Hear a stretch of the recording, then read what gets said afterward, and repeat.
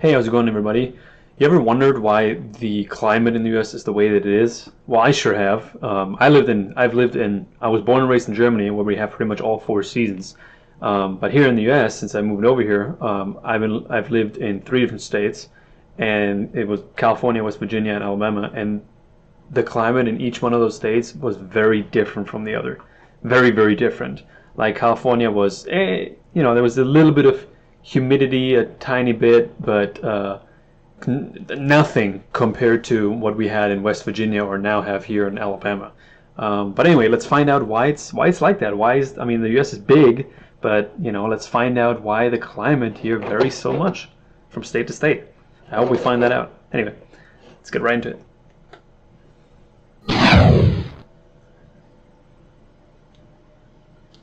Howdy, it's Kyle talking about the climate of the contiguous U.S. And with the landmass the size of the U.S., you can of course expect a lot of different types of climate throughout the country. And in this video, I'm going to talk about why different regions get different types of climate. So why you have different types of precipitation and temperatures and weather hazards in this part. Real quick, just so you know, when I was growing up in Germany, everyone always told me that Germany is about the size of half of Texas.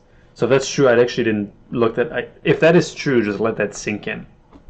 Half of Germany, or half of Texas is the size of Germany approximately. So, yeah, it's no wonder there's a lot of. No wonder each and every single state has a different climate. I mean, it's massive. I feel like some people don't even realize how massive, ginormous the U.S. is. For the country, but not the next. I believe the climate is the most important aspect of where you live. It affects every aspect of your life, what you're going to be able to do that day, what you're wearing that day. Of course, you go out and talk to somebody randomly on the street, the first thing you're going to talk about is the weather because it's just so important. So in this video, I'm going to answer the question, why is the climate like that? The two most important geographic aspects that affect the climate of the U.S. are the ocean currents and the north-south orientation of the mountain ranges of North America. Yeah. And the combination of these two aspects are what leads to the vast array of different climate types throughout the country.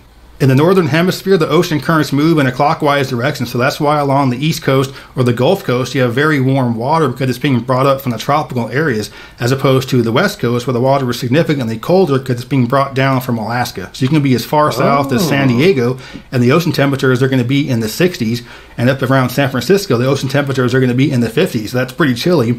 Compare that to, say, the Carolinas, where the ocean temperature is going to be in the 70s, and Florida and South Texas, where the ocean temperature is going to be in the 80s. So it's going to be a lot warmer on the East Coast and the Gulf Coast, and you can go as far north as New York and New Jersey, and the ocean temperatures are still pretty pleasant.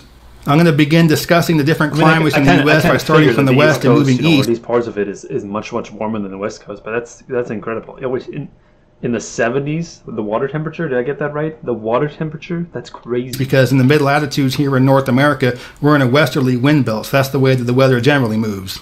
The coastal areas of Southern and Central California are generally considered to have the best climate in the world. Well, why is that? Why is the weather so much nicer in California than other places? Well, in the westerly wind belt, all of the weather affecting California is coming directly from the Pacific Ocean. And with that water being so cold, during the summertime, it really has a moderating effect on the land. So it doesn't really get that terribly hot because you just have this cold ocean breeze always affecting the land, which keeps it much more moderate. In the wintertime, it's the exact opposite. So with the ocean temperature being warmer than the land, it also helps to moderate the temperature during the wintertime. But of course, during the winter, the difference in sea surface and land temperature isn't as great. And how this affects precipitation is that during the summertime, you're really not going to get any along the west coast. Even as far north as Seattle, you really get no rain during the summertime. It's gorgeous. And we all know Seattle is a place that's gray and rainy all winter long, but in the summertime, it's gorgeous. So the only rain you're really going to get along the west coast is going to be from the winter or to the spring. And of course, if you're farther north, the rain will start earlier, maybe the late fall, and last longer, maybe to the mid-spring. But you're going to have very nice summers no matter where you go. But of course, the farther north you go, the more rain you're going to get during the winter. So the coastal areas of Washington, Oregon, and Northern California are going to have a lot more rain because you have colder air masses. And a colder air mass is able to hold less moisture, so this can't hold on as long before it has to rain. The farther south you go, the warmer the air masses are, it can hold a little more moisture, so it takes a little bit more before it starts to rain. So you can often get almost no rain at all along the Southern California coast. Along the west coast, it doesn't take very long for an air mass to move inland before it becomes affected by the mountain ranges. So it comes in and immediately hits the coastal ranges. And as it does, it has to rise. And as it rises, it cools, it condenses, and colder air can hold less moisture. So it just dumps all that rain or snow along the western slopes or the windward side of the mountains. That's why on the windward side, you're going to have a lot of greenery and trees. And of course, you have the biggest and tallest trees in the world in California. Those are on the windward side of the Sierra Nevada. But once you get to the eastern side of the... Look at that. Wow. They are mass. Oh my goodness. 1, 2, 3, 4, 5, dude, 6 different. Could you consider that? I don't know. That one's kind of split in half. The one that she's filming, or he, she, he. I have no idea. I think it's he. Is it a he? Is she? Oh well. Yeah, those are massive. Gee. Yeah, there's no such thing in Germany. Dude, when I was growing up, so when I was like 10 years old, my family, we had what we considered a really big tree in our backyard, and it was because we lived close to the main road of the city. It was kind of a dangerous thing because I honestly have no idea how we would have been able to safely cut that tree down if we had ever decided to do that. Yeah, but I thought that tree was massive. I mean, I definitely couldn't reach around that tree. I mean, if I opened my arms like this, there was no way I could even just hug half of it. There's no way. But these, I mean, you would have to have like 10 people, if not more. The Sierra Nevada or the Cascades is where things change a lot because the atmosphere dumped all that moisture on the west side. There's none of it left for the east side. How many of you have actually seen those parks in California? I wondered. I mean, they're definitely a tourist attraction, that's for sure. Because the atmosphere dumped all that moisture on the west side. There's none of it left for the east side. Once you get to the eastern slopes of the Cascades and the Sierra Nevada is where you start to get into deserts. There's very little vegetation at all, and what you do have is usually xerophytic, kind of like cacti. It just doesn't need very much water at all, has very deep roots to get to the very limited water there is. And you also have very extreme temperature ranges, so you don't have the coastal air masses affecting these areas east of the mountains, so you have very, very hot summers and very cold winters. East of the Rockies is where things really start to change because once you get into the Great... That's always been very interesting to me. A place that can do both, you know, be extremely hot. I mean, be in the top 5 of hottest places in the entire country, but also be one of the coldest places. I mean, maybe not the coldest. I'm sure there's other places that are way colder than that, but still, I mean, going from like 110 degrees, you know, on average, whatever. I don't know if that's how hot it gets. I mean, in Arizona or Nevada. I have not personally been there. Actually, it's not true. I have been to Las Vegas one time, but actually happened the first time. I have a video of that if you want to check that out. But the first and only time I've ever been to Vegas, so Nevada, it actually rained the day that I arrived, and I was always told that it barely rains there. But that's crazy. I mean, it goes from like 110, down he said, to the 50s. Or like, no, even lower, I don't know. But I heard that, especially out at night, or if you're out at night, you definitely shouldn't underestimate how cold it gets in places like Arizona, because many people think like, oh, you know, it's gonna be fine, you know, if it's super hot in the day, how cold can it really be at night? But I'm sure there's some people that have died because they underestimated it. Plains, you no longer have any mountain ranges that are there to stop and affect any of the air masses. So you have different air masses from different parts of the continent that are colliding. The western part of the Great Plains are very dry. You have, short grass prairie. There isn't much precipitation there. And as you generally move east, you get more and more precipitation. It gets more and more green. You have the tall grass prairie in the eastern part of the Great Plains, and it just gets more and more green as you head east. And the reason for that is that you have a lot of the warmer air masses from the Gulf of Mexico that are able to come up into the middle part of the country. And again, there's no mountain range there to stop it. So it brings in that warm, moist air from the Gulf, and this creates more humid temperatures, a little bit more moisture, a little more precipitation, and more greenery. But having no mountain ranges there also allows the really cold, dry air masses from Canada and the polar areas to come into the middle part of the country as well. So what happens is you have these really cold, dry air masses from the north mixing with these warm, moist air masses from the Gulf of Mexico, and they collide right in the middle of the country. And when these two collide, if the differences in temperature are great, you can get a really strong storm. And so the greater the temperature difference, the greater the pressure differences between the two, the stronger the storm's going to be. And of course, in the Great Plains, this is where you get giant thunderstorms. And you got these, these giant air masses that collide. Goodness. Got these really warm ones mixing with these really cold ones. Like end of the world type stuff.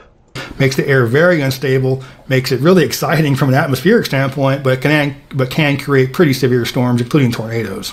Back in 2011, there was a huge tornado outbreak in the southeast, and there was a tornado that hit just a few miles from our house, and it was a small tornado, if you can really even use that term. It was an EF0, but I'm standing on the back porch, and it was kind of cold and dry, and then a couple minutes later, it was warm and moist, and then back to cold and dry. It was just going back and forth, and I was like, "Oh man, this isn't good. This is going to be bad." It's kind of like drink a lot of beer, drink a lot of liquor, everything gets in your stomach. It's real like that, and at some point, you're going to just have to throw up. And that's kind of what a tornado is. The atmosphere becomes so unstable. These two air masses colliding. A tornado is basically the atmosphere throwing out. And the U.S. is by far the number one spot in the world for tornadoes. There's nowhere else on Earth that comes anywhere near as close as we have to the number of tornadoes that we get. Oh, look at that. There's actually some in Germany, as far as I can tell. Personally, I've never experienced those, but I guess that's what the map says. You got some in the UK, Germany, a little bit in Austria, a little bit in France. That's interesting. Well, it's mostly, if it is Germany, it's mostly like northernish part of Germany. But look at the US and even Canada. Really, does anyone here? Is there any Canadian that's actually watching my videos? Because I'd love to know if you guys have as big of issues with tornadoes as this video claims it does. You guys have. Because of the mountain ranges. You look at the other major mountain ranges in the northern hemisphere. The Alps are east-west oriented. The Himalayas are east-west oriented. The Pamirs, all these major mountain ranges are east-west. So what that does is it keeps the colder air masses from the polar areas from mixing with the warmer air masses in the tropical areas. And if we don't have this mix, you don't have the instability of the air. You don't have as much throwing up to create tornadoes. So you can get tornadoes in other parts of the world, but the vast majority of them are going to be here in the U.S. Just this century, what's considered a tornado alley has changed a little bit. It used to be almost exclusively the Great Plains, as far north as the Dakotas or Nebraska, but it's shifted a little more south and east to where Mississippi and Alabama are just as bad as Oklahoma and Texas in terms of tornadoes. And it can be more of a risk in the southeast, actually, because a lot less people have basements for protection, and a lot more folks live in mobile homes. So in the Midwest, people are more used to these big tornadoes, and they have more likely to have a basement and are less likely to live in a mobile home. So the risk isn't quite as there. So it's been pretty bad in Mississippi and Alabama in recent years, and it's only going to probably get worse. But it isn't all bad. It's pretty counties as well, dude. Is it? It must be. He was talking about basements just a minute ago. I wonder if this is true. Maybe one of you guys know. So recently, I was talking to someone, and they told me, because they were from, they told me they were from Florida, and they told me. I don't know if that person was, if I can consider that person to be a trustworthy source, but they told me that people in Florida, because of the ground, do not have basements, or it's very uncommon to have a basement, or almost no one has a basement. Is that true? Does anyone know that? I know it's a random thought, but does anyone know anything about that? Bad in Mississippi and Alabama in recent years, and it's only going to probably get worse.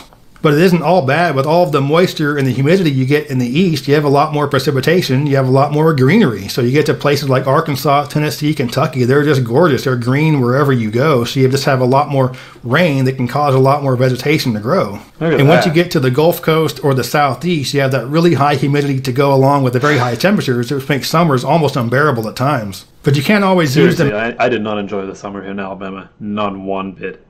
Not one bit. I mean, the temperature's nice, but it's not the temperature that's bad. It's the humidity. The humidity makes things awful. Because I visited. I lived in California, and at some point, I don't know if it was last year or the year before that, but it has a little bit of humidity, but it wasn't nearly as high, or nearly as bad as it is here in Alabama. And it went up to like 105 degrees, almost 110 degrees in one day, I'm pretty sure.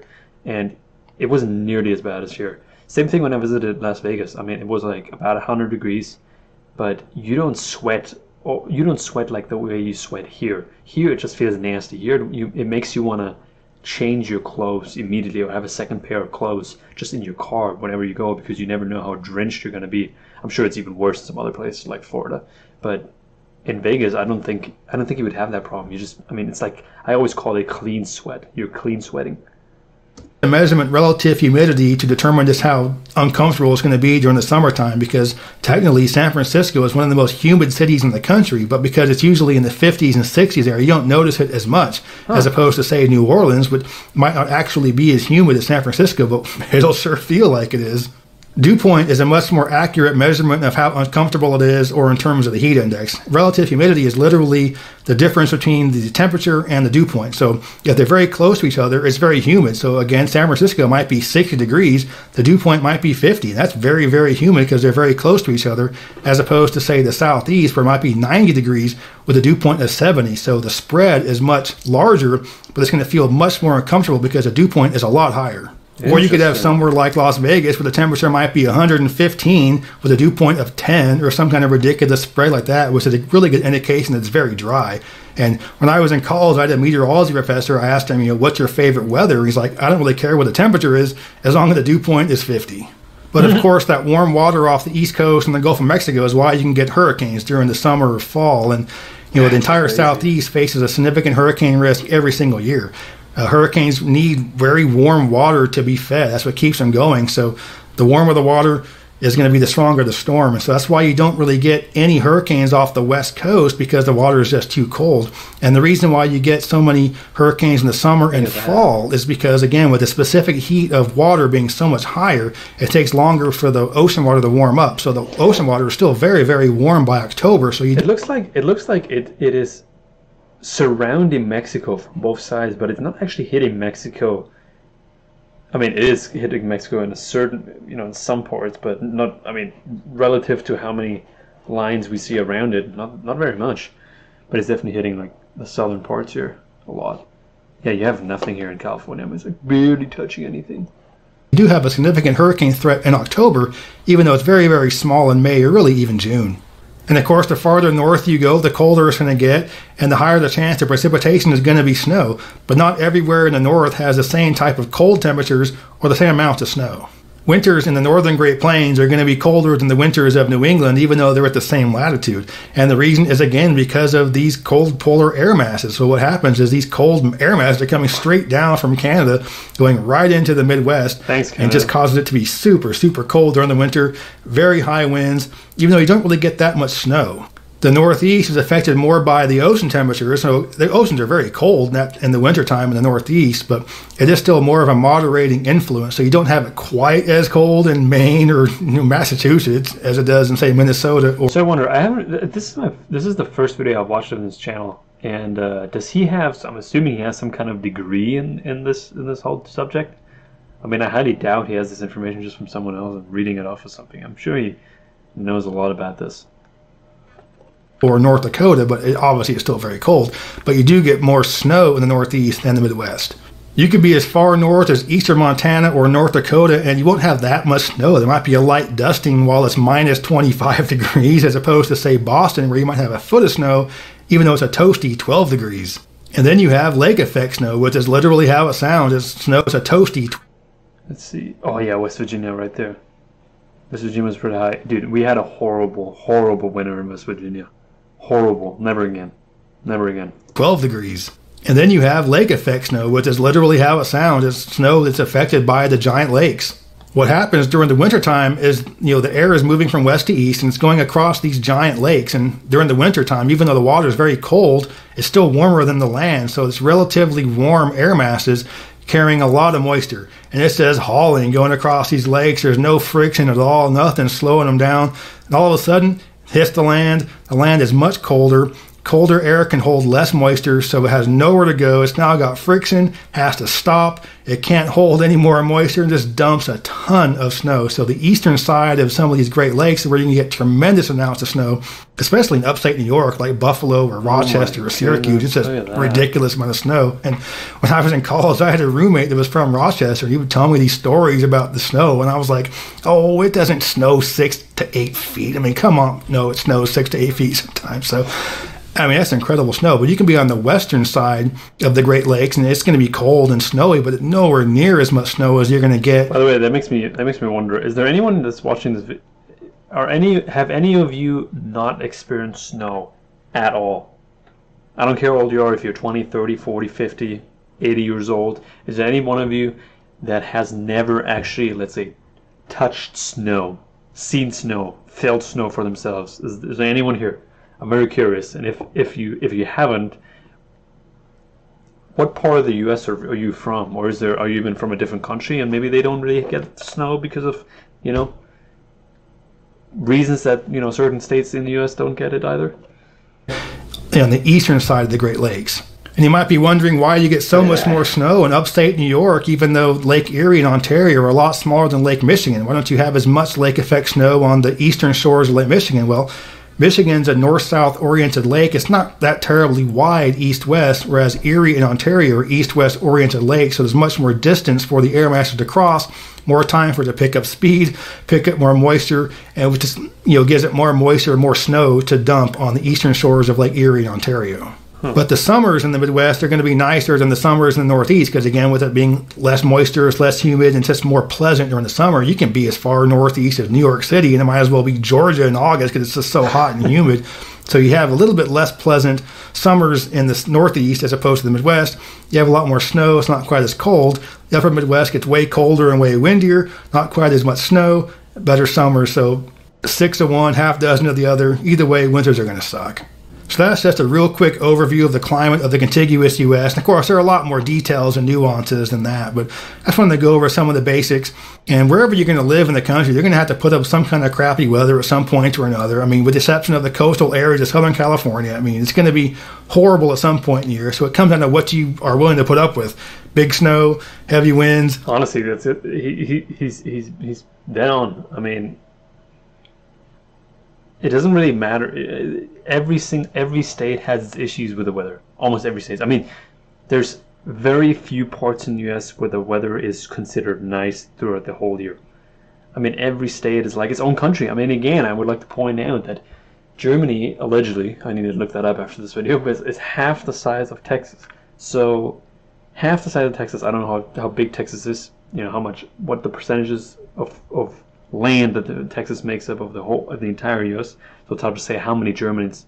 I mean, I mean, it's an easy calculation. You just look up, you know, how big is the size and divide it by how big is the U.S. and divide it by the size of Germany, and then you can find out how many, you know, Germans would fit in here. But again, I don't even need to do that. I already know there's 50 states, and every single state has a different weather.